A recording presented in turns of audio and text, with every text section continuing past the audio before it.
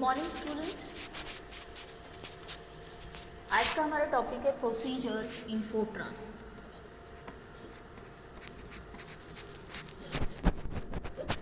Procedures को समझने के लिए सपोज मुझे किसी प्रोग्राम में परमुटेशन निकालना है, परमुटेशन एन आर। तो आपको पता है परमुटेशन का फॉर्मूला होता है factorial n divide by factorial n minus r divide by factorial r. अगर इस वाले परमुटेशन के आप फॉर्मूले में देखें तो आपको यहाँ पर फैक्टोरियल एन 3 टाइम्स निकालना पड़ेगा। तो आपको अपने प्रोग्राम में इसके कॉरस्पॉन्डिंग 3 बार कोड लिखना पड़ेगा फैक्टोरियल एन के कॉरस्पॉन्डिंग।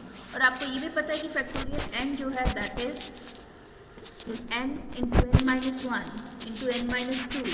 तो आपको इसका अप टू 1 ये मल्टीप्लिकेशन के कॉरस्पॉन्डिंग आपको 3 टाइम्स लिखना पड़ेगा अगर आपको किसी प्रोग्राम में परमुटेशन निकालना है। तो इस केस में हम क्या करते हैं कि हम एक सेपरेट कोड लिख लेते हैं। उस सेपरेट कोड का नाम ही प्रोसीजर्स है। तो procedure basically name block of code है जो आप सेपरेटली लिखोगे और इसमें कुछ इनपुट आर्गुमेंट्स इंफॉर्मेशन को इनपुट करने के लिए प्रोवाइड किए जाते हैं और इंफॉर्मेशन प्रोसेस होने के बाद मेन प्रोग्राम में वो इंफॉर्मेशन रिटर्न होती है। तो रिटर्न हम थ्रू सम आर्गुमेंट्स हम इंफॉर्मेशन को रिटर्न करते हैं। जो भी आर्गुमेंट्स हमारे प्रोसीजर्स के होंगे हम उनको कहेंगे डमी आर्गुमेंट, क्योंकि इन आर्गुमेंट्स में बेसिकली एक्चुअल आर्गुमेंट्स को कॉपी करके आप असाइन करके एक्चुअल आर्गुमेंट की वैल्यू डमी आर्गुमेंट को तब प्रोसीजर्स में आप वर्क करते हो। अब प्रोसीजर्स आपके पास कितने टाइप के हैं? प्रोसीजर आपके पास बेसिकली 3 टाइप्स के होते हैं, 4 टाइप्स के होते हैं। जो कि फर्स्ट है इंट्रिंसिक फंक्शन। इंट्रिंसिक फंक्शन आपको इनबिल्ट फंक्शन जो आपके फोर्ट्रान में है वो इंट्रिंसिक फंक्शन है। दूसरा आपके पास स्टेटमेंट फंक्शंस। तीसरा है फंक्शन सब प्रोग्राम और फोर्थ है आपके पास सब रूटीन्स। तो ये 4 तरह के आपके प्रोसीजर्स हो सकते हैं जो आपके फोर्ट्रान में है। अगर आप इसमें देखो 3 आपके फंक्शन टाइप के हैं, ये वाले 3, और ये आपके 3rd और 4th नंबर पे लिखा हुआ है, ये आपके सब प्रोग्राम्स हैं। इन दोनों में चारों में डिफरेंस ये है कि फर्स्ट वाला जो है इनबिल्ट है, इसका जो है कोड ऑलरेडी फोर्ट्रान के कंपाइलर में लिखा होता है, तो इसके लिए कॉरस्पॉन्डिंग आपको कोई भी कोड नहीं लिखना होता। जबकि आपके पास जो स्टेटमेंट फंक्शन है, फंक्शन सब प्रोग्राम है या सब रूटीन्स है, ये एक्सटर्नली आप यूज़र लिखेगा इसके कॉरस्पॉन्डिंग कोड। अगर यूज़र कोड लिख रहा है तो या तो वो स्टेटमेंट फंक्शन होगा या आपके पास फंक्शन सब प्रोग्राम होगा या आपके पास रूटीन होगा, सब रूटीन। ओके, तो एक बार हम बारी बारी इन सबको देख लेते हैं कि ये आपके पास हैं क्या। सबसे पहले इंट्रिंसिक फंक्शन।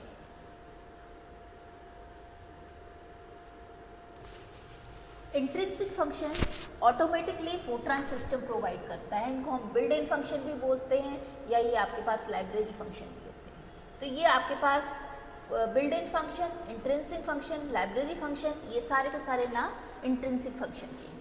ओके, तो अगर इसका एग्जाम्पल देखें, सपोज ये मेरा प्रोग्राम है, इसमें मैं लिख लेती हूँ प्रोग्राम में इंट्रिंसिक फंक्शन हम किस तरह से यूज़ कर सकते हैं। तो सपोज मेरा प्रोग्राम में आज हेडिंग भी डाल लेती हूँ, प्रोग्राम का नेम भी डाल लेती हूँ। प्रोग्राम सपोज ये है प्रोग्राम, और देन लास्ट में मेरे पास ये प्रोग्राम की बॉडी है, एंड ऑफ प्रोग्राम।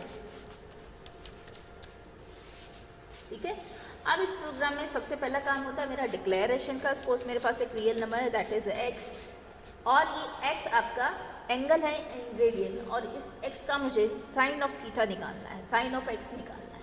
ठीक है, तो मैं इंट्रिंसिक फंक्शन कॉल करूंगी साइन ऑफ x के लिए। तो ये मेरे पास सपोज मैं इसका रिजल्ट स्टोर कर रही हूँ y में, तो y is sine of x, और जो भी रिजल्ट मेरे पास आ रहा है मैं उसको आउटपुट करवा लेती हूँ through print statement, print star comma and then y, and ये मेरे पास प्रोग्राम बन गया है। पूरी फुल बॉडी इसकी प्रोग्राम की आ गई है। सबसे पहले प्रोग्राम की जो है रियल मैंने फंक्शन डिक्लेयर किया दैट इज x, उसकी वैल्यू इवेलुएट की, इवेलुएट करके मैंने y में स्टोर की, y भी सपोज x है। तो इसको मैं बाय डिफ़ॉल्ट अगर मैं ये डिक्लेयर भी नहीं करती कि ये रियल टाइप है x एंड y, तो बाय डिफ़ॉल्ट भी इनको हम रियल ही कंसिडर करते हैं, क्योंकि आपके पास आपको पता है i, j, k, l, m, n इन नामों से, इनसे अगर कोई अल्फ़ाबेट से शुरू होने वाला नाम है तो वो हम बाय डिफ़ॉल्ट इंटीजर कंसिडर होता है, अदरवाइज रियल नंबर कंसिडर होता है। ठीक है, तो मैं यहाँ पे इम्प्लिसिट नन कर देती हूँ कि बाय डिफ़ॉल्ट कुछ भी जो है कंसीडर ना करे कंपाइलर, जो मैंने डिक्लेरेशन की है उस डिक्लेरेशन को यूज़ करे। तो इम्प्लिसिट नन इस पर्पज़ के लिए मैंने यूज़ किया है। तो इस प्रोग्राम को मैं सेव करके कंपाइल कर लेती हूँ। कंपाइल हो गया।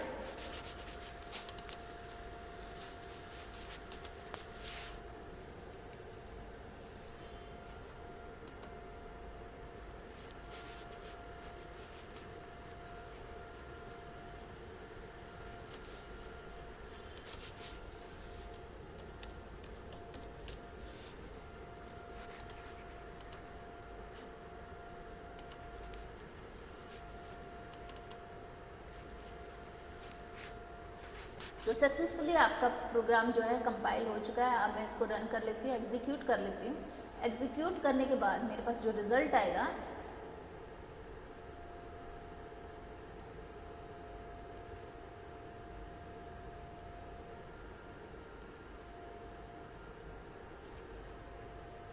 अब मैंने अगर यहाँ पे देखो तो मैंने x को, वेरिएबल x को यूज़ किया है without giving any initial value. तो मुझे इसकी इनिशियल वैल्यू भी देनी पड़ेगी, x equals to 0.5।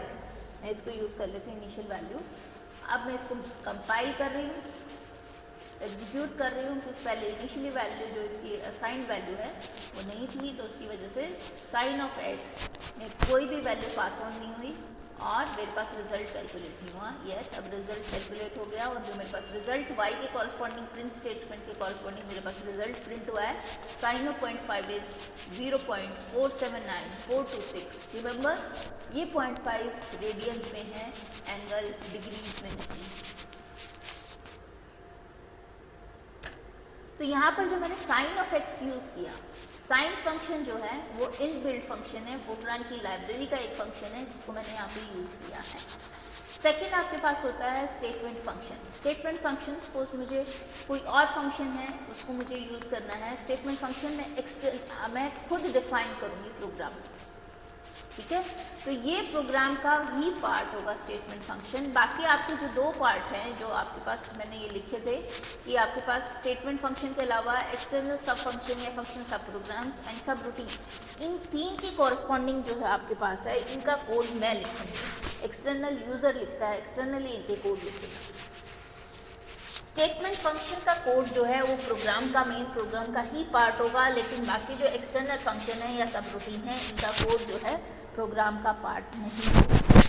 Statement function का आपके पास अगर सिंटेक्स देखें तो सिंटेक्स आपके पास स्टेटमेंट फंक्शन का होता है कि सबसे पहले आप स्टेटमेंट फंक्शन का नाम लिखोगे, उसके बाद ब्रैकेट में आप लिस्ट ऑफ आर्ग्यूमेंट्स लिखोगे एंड देन इक्वेट करोगे टू सम एक्सप्रेशन ई। जैसे कि आपके पास मैंने लिखा f of x, f is name, bracket में this is function of x, x is argument and then the expression is x square plus 1। ये मेरा एक्सप्रेशन हो गया। तो इस फंक्शन को मैंने लिखा, इसको यहाँ पर मैं ये फंक्शन लिख रही हूँ, f of x equals to x square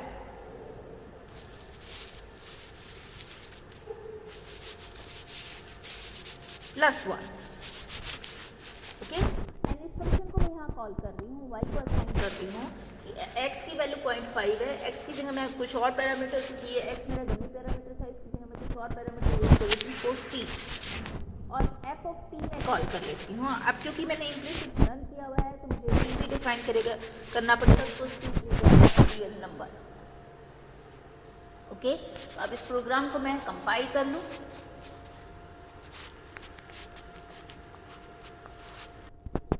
यहाँ पर एरर ये है कि मैंने f का टाइप डिक्लेयर नहीं किया है, मुझे f का टाइप भी डिक्लेयर करना पड़ेगा। f का टाइप सपोज रियल है, तो f का टाइप डिक्लेयर करने के बाद ये एग्जीक्यूट हो गया सक्सेसफुली।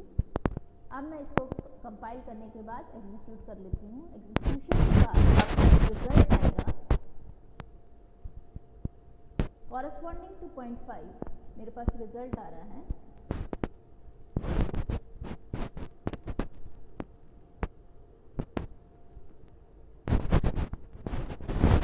1.2500। ये मेरे पास रिजल्ट आया है। तो आपने देखा कि सबसे पहले मुझे इसका टाइप भी डिक्लेयर करना पड़ेगा। टाइप मैंने यहाँ पर डिक्लेयर किया हुआ है, x यहाँ पर डमी पैरामीटर यूज़ किया है, उसका भी टाइप मैंने डिक्लेयर किया हुआ है। y की value f of t evaluate करके मैंने y की वैल्यू निकाली थी, वो भी मैंने उसका भी टाइप डिक्लेयर किया हुआ है। t एक पैरामीटर है जो एक्चुअल आर्ग्यूमेंट में मैंने पास किया है फंक्शन में, वो आपका t है जिसकी वैल्यू 0.5 है। तो ये एक्चुअल आर्गूमेंट है आपके पास t, और मैंने इसको पास ऑन करके फंक्शन को इवेलुएट करवाया फंक्शन की वैल्यू एट t, और उस वैल्यू को मैंने असाइन किया है टू अनदर वेरिएबल जो कि y है, और y की वैल्यू जो भी आई आपके पास यहाँ पर मैंने प्रिंट करवा ली। And then this is program जो मैंने कॉरस्पॉन्डिंग टू स्टेटमेंट फंक्शन लिखा था। ओके, अब मैं चाहूँ तो आपके पास ये स्टेटमेंट फंक्शन की कॉरस्पॉन्डिंग जो प्रोग्राम है, ये तो यहाँ तक खाली मैंने एक ही बार यूज किया है इसको। मैं चाह सकती तो आपके पास अलग अलग पैरामीटर्स के कॉरस्पॉन्डिंग भी इस फंक्शन को कॉल कर सकती थी। सपोज t1 मेरे पास है 0.5, t1 को मैंने डिक्लेयर कर दिया यहाँ पे, and t2 is another variable जो कि आपके पास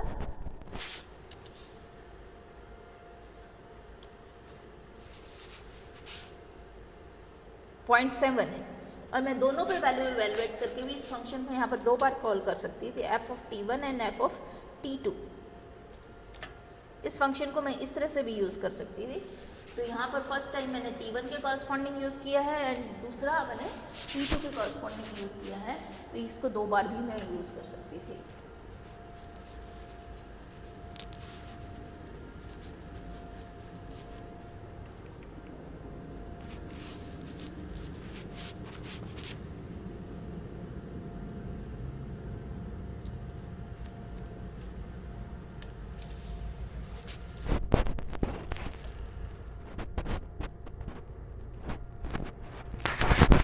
अब इसमें फंक्शन, जहाँ भी आप फंक्शन को राइट कर रहे हो, फंक्शन को डिफाइन कर रहे हो, आपको ये ध्यान देना है उससे ऊपर कोई भी एग्जीक्यूटेबल स्टेटमेंट ना हो।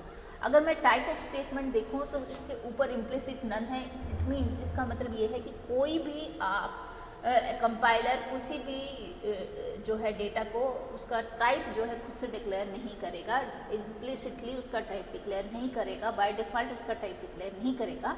यूज़र जो है खुद बताएगा अपने हर एक वेरिएबल का कि उसका टाइप क्या है। जैसे कि मैंने यहाँ पे बताया है कि मेरे पास x, y, t1, t2, f ये रियल है।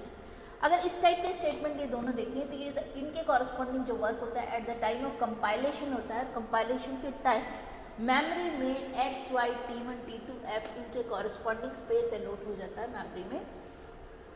तो ये जो स्टेटमेंट मैंने लिखी हैं ये दोनों नॉन एग्जीक्यूटेबल स्टेटमेंट हैं। अगर आप ये वाली स्टेटमेंट देखें जहाँ पे आपने t1 इक्वल्स टू 0.5 लिखा है, ये काम एग्जीक्यूशन के टाइम होगा। जो मेमोरी में आपने स्पेस एलोट किया था t1 के corresponding, at the time of execution वहाँ पे 0.5 स्टोर हो जाएगा। t2 जो आपने सेकेंड असाइनमेंट स्टेटमेंट लिखी थी आपने, at the time of execution वहाँ पर 0.7 स्टोर हो जाएगा। तो ये जो दो वैल्यूज़ हैं ये एग्जीक्यूटेबल स्टेटमेंट है, दोनों ही असाइनमेंट स्टेटमेंट है जो कि टाइप ऑफ एग्जीक्यूटेबल स्टेटमेंट है। थर्ड जो ये स्टेटमेंट मैंने लिखी है जहाँ पे फंक्शन की वैल्यू इवेलुएट करवा के उनका सम करके मैंने y को असाइन किया है, ये भी एक एग्जीक्यूटेबल स्टेटमेंट है। असाइनमेंट स्टेटमेंट एग्जीक्यूटेबल स्टेटमेंट होती है क्योंकि उनकी कॉरस्पॉन्डिंग जो भी वर्क होता है वो at the time of execution होता है। इन सबसे पहले ये एग्जीक्यूटेबल स्टेटमेंट, ये वाली एग्जीक्यूटेबल स्टेटमेंट और थर्ड ये वाली एग्जीक्यूशन, ये चार मैंने एग्जीक्यूटेबल स्टेटमेंट लिखी हैं। इनसे पहले मुझे अपना फंक्शन डिफाइन करना पड़ेगा। फंक्शन से ऊपर कोई भी एग्जीक्यूटेबल स्टेटमेंट आपके प्रोग्राम का पार्ट नहीं होनी चाहिए। तो ये था आपके पास स्टेटमेंट फंक्शन। अब है आपके पास एक्सटर्नल फंक्शन या फंक्शन सब प्रोग्राम जिसको कहते हैं, और दूसरा आपके पास सब रूटीन। इन दोनों का ही कोड प्रोग्राम के अंदर नहीं लिखेंगे, मेन प्रोग्राम के अंदर नहीं लिखेंगे। इनका कोड या तो हम एक सेपरेट फाइल में लिखते हैं या मेन प्रोग्राम से अलग इसके नीचे आपके पास इन दोनों का कोड लिखा जाता है। तो इसीलिए इसको जो आपका फंक्शन सब प्रोग्राम है इसको हम एक्सटर्नल फंक्शन भी बोलते हैं, ठीक है। और इसका कोड भी जो सब रूटीन का कोड भी है वो मेन फंक्शन का पार्ट नहीं होता, तो ये भी अलग से लिखा जाता है। दोनों में फ़र्क ये है कि यहाँ पे dummy variable function sub programme में कितने भी हो सकते हैं, लेकिन रिटर्न जो वैल्यू होगी वो एक ही वैल्यू होगी, जबकि सब रूटीन में आपके पास जो रिटर्न वैल्यू होंगी एक से ज़्यादा वैल्यू हो सकती है। दूसरा डिफरेंस ये है कि फंक्शन में जो रिटर्न वैल्यू होती है फंक्शन सब प्रोग्राम में, वो फंक्शन के नाम से ही रिटर्न वैल्यू होती है, जबकि यहाँ पर सब रूटीन के नाम से कोई भी वैल्यू रिटर्न नहीं होती। ठीक है। और तीसरा डिफरेंस ये है कि फंक्शन का एक टाइप होता है, जैसे रियल हो गया, कॉम्प्लेक्स हो गया, लॉजिकल हो गया या इंटीजर हो गया, जबकि सब रूटीन का हम टाइप डिक्लेयर नहीं करते हैं। तो ये आपके पास मेन 3 डिफरेंस है दोनों में ही। अब बारी बारी से हम एक एक को लेंगे। सबसे पहले function sub program. Function sub program ये एक्सटर्नल फंक्शन होता है, उसमें सबसे पहले आप लिखोगे then function as it is this, then function name and bracket में आपके पास लिस्ट ऑफ आर्गुमेंट्स है। नेक्स्ट हम फंक्शन की बॉडी में जो लिखते हैं, लास्ट में इसका सब लास्ट में लिखा जाएगा and function with name optional है, आप लिखो चाहे तो। फंक्शन की बॉडी में जो जाएगा आर्गुमेंट के टाइप, सबसे पहले टाइप डिक्लेरेशन जाएगी, डिक्लेरेशन ऑफ लोकल वेरिएबल्स। अगर आप आर्गुमेंट के अलावा कोई वेरिएबल यूज कर रहे हो उनको डिक्लेयर करोगे, देन बॉडी ऑफ फंक्शन जाएगी, लास्ट यही वाला जो फंक्शन मैंने ऐप जो यूज किया है यहाँ पे, इसको मुझे लिखना as a function sub programme. तो इसको मैं लिखने के लिए क्या करूँगी कि आपके पास इसकी बॉडी अलग से बनाएंगे। ठीक है। तो सबसे पहले मैं फंक्शन का जो आपके पास सिंटेक्स है वो आपके पास है, आप लिखोगे type is real, okay, and then function आप एज इट इज फंक्शन लिखोगे, तो मैं ये फंक्शन, देन फंक्शन नेम, यहाँ पे function name is f, and then list of argument मेरे पास यहाँ पर सपोज एक्स है। ठीक है। अब ये जो आर्गुमेंट मैंने यहाँ पर यूज़ किया है एक्स, सबसे पहले उसका टाइप डिक्लेयर करेंगे। तो सबसे पहले ये मैं ये डिक्लेयर कर रही हूँ रियल इज एक्स, देन उसके बाद मैं लोकल वेरिएबल अगर मुझे कोई यूज़ करना है तो मैं उसका टाइप डिक्लेयर करूँगी। यहाँ पे मैं कोई भी लोकल वेरिएबल यूज़ नहीं कर रही। नेक्स्ट मैं फंक्शन को इवेलुएट करवाऊँगी, यहाँ पे एफ ऑफ एक्स नहीं लिखूँगी, मैं सिंपली एफ लिखूँगी, f equals to x square plus 1। Function expression के थ्रू वैल्यू इवेलुएट करवा के उसको असाइन करूँगी टू वेरिएबल एफ। ओके, तो ये मैंने यहाँ पे यूज़ कर लिया है। एंड नेक्स्ट मेरे पास सबसे लास्ट में एंड ऑफ फंक्शन, तो and then function name, function name. Okay, तो ये मेरे पास फंक्शन का जो है फंक्शन का सिंटेक्स मैंने यूज़ करके फंक्शन को यहाँ पे बना लिया है। कंपाइल। अब इसमें यहाँ ध्यान देने की ज़रूरत है कि मैंने यहाँ पे वेरिएबल जो x है, इस मेन प्रोग्राम में वेरिएबल x को कहीं भी यूज़ नहीं किया, तो इसको यहाँ डिक्लेयर करने की ज़रूरत नहीं है। इसको डिक्लेयर, क्योंकि ये लोग जो फंक्शन का जो है पासिंग आर्गुमेंट है, तो ये फंक्शन की बॉडी का है, वहाँ पे डमी आर्गुमेंट मैंने यूज़ किया है, वहाँ पर मैं इसको जो है डिफाइन करूँगी। ये फंक्शन मैंने इवेलुएट कर लिया है 0.25, 0.5 और 0.7 पे इवेलुएट करके y को असाइन करूँगी और इसको मैं एग्जीक्यूट करूँगी।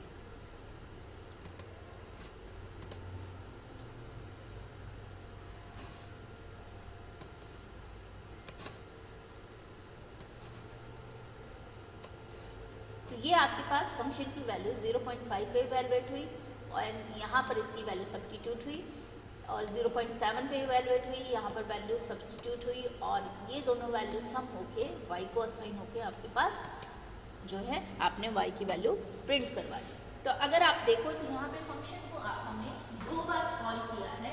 यहाँ पे ये जो मैंने लिखा है ये फंक्शन को कॉल किया है यहाँ पर, तो इसकी जगह आपको फंक्शन जैसे ही आप कॉल करोगे जो t1 आर्गुमेंट है ये फंक्शन को पास हो जाएगा और x को जो वैल्यू है वो t1 असाइन हो जाएगी। t1 की जो वैल्यू है वही वैल्यू कॉपी होके x1 की वैल्यू भी हो जाएगी। x1 के कॉरस्पॉन्डिंग आपके पास x1 जो है फंक्शन के अंदर का वेरिएबल है यहाँ पर, इसलिए आपने ये इसका लोकल वेरिएबल एक तरह से हो गया, डमी वेरिएबल जो आपने यूज़ किया है, इसके कॉरस्पॉन्डिंग फंक्शन की वैल्यू इवेलुएट हुई और ये वैल्यू रिटर्न होके जो f है ये सेम f आपने यहाँ पे यूज़ किया जो फंक्शन का नेम था। ये आपके पास कंपल्सरी है कि फंक्शन की बॉडी में कम से कम एक एक्सप्रेशन ऐसा होना चाहिए जहाँ पर आप जो फंक्शन का नेम है उसके कॉरस्पॉन्डिंग एक वैल्यू असाइन फंक्शन के नेम को आप करो और वो वैल्यू भी रिटर्न हो वापस। ठीक है, तो आपके पास ये वैल्यू यहाँ पर रिटर्न हो गई और आपने रिटर्न करके वहाँ पर जहाँ पे आपने फंक्शन को कॉल किया था वहाँ वैल्यू ये सब्स्टिट्यूट हो जाएगी। नेक्स्ट फिर से आपने फंक्शन को कॉल किया है, तो इस प्रोग्राम में हमने फंक्शन को 2 बार कॉल करके फंक्शन की वैल्यू अलग अलग उस पर इवैल्यूएट की है, देन फंक्शन की वैल्यू सम करके आपने y को असाइन की। तो ये है फंक्शन सब प्रोग्राम का एग्जांपल। नेक्स्ट सब रूटीन हम नेक्स्ट क्लास में जो है डिस्कस करेंगे।